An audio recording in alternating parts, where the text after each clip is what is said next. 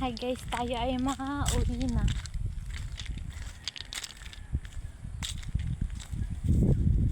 Yan po ang palaruan.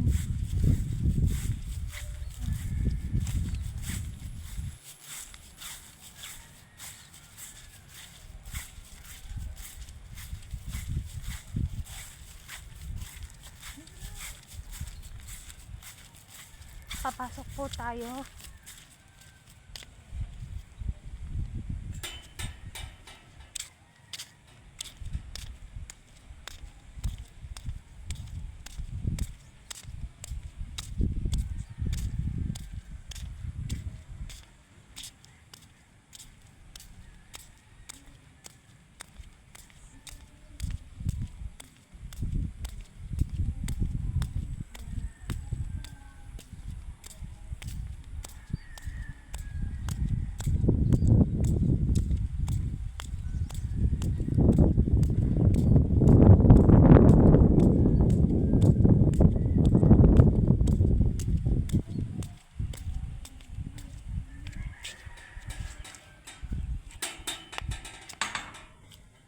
Kung malaro po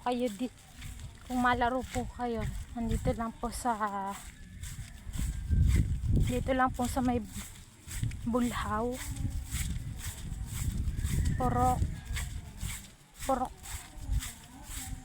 2 po, Camarines Norte. Nandito pala tayo ngayon sa may lugar. Ito po. Yan.